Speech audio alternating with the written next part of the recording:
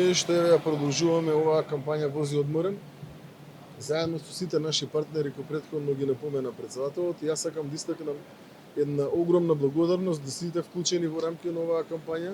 Цениме дека почитувањето на сообраќајните правила, почитувањето на сите оние превентивни мерки, да возиме одморени, да возиме доволно, да речам, посветени во рамки на почитувањето на сообраќајните правила, со конзумирање на доволно течности во рамки на овие летни горештини е исклучително важно и сметаме дека со една ваква кампања дополнително придонесуваме во рамки на обезбедување на едно побезбедно лето кога говориме особено за коридорот 10.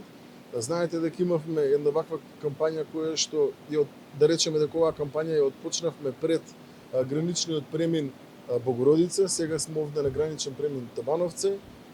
Мило ми е што сите оние кои што транзитираат низ Македонија кажуваат дека примената на one-stop системот во рамки на граничен премин Табановци и како дава резултати, односно како нашите граѓани, така и сите оние кои што не се државјани на Македонија, многу побрзо ги поминуваат границите. Во споредба со претходно луѓето се задоволни и тоа е една констатација плюс за работата на Министерството за внатрешни работи. Навистина сметам дека треба да продолжиме во таа насока. Дополнително од страна на службите во рамки на Министерството сум информиран дека денеска се пушта во употреба и 12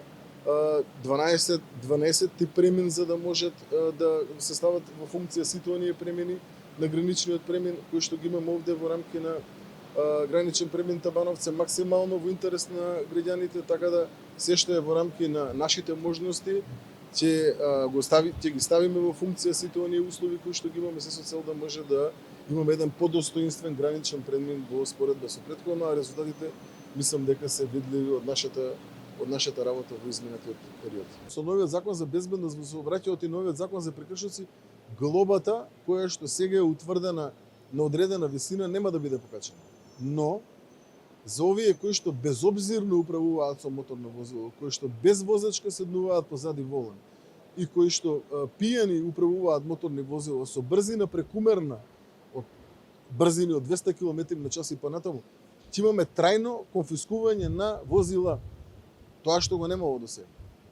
И со измените на кривичниот законник во иднина, освен што ќе се плаќа парична казна, задолжително ќе биде изрекување и соодветна казна, дали станува збор условна казна или казна затвор.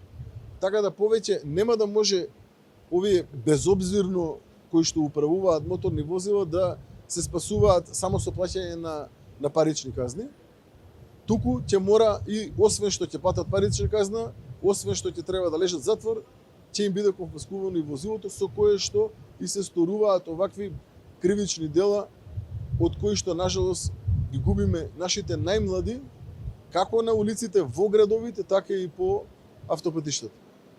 Пак ќе повторам, во јавноста се шират многу дезинформации во овој дел. Вакви строги казни ќе бидат изрекувани исклучиво само за оние кои што безобзирно управуваат моторни возила. Човек без возачка дозвола не треба да му се дозволи да влезе во сообраќајот. Човек кој што е под дејство на дроги и алкохол не треба да му се дозволи да биде дел од сообраќајот. И таквите ќе им ги одзимаме возилата.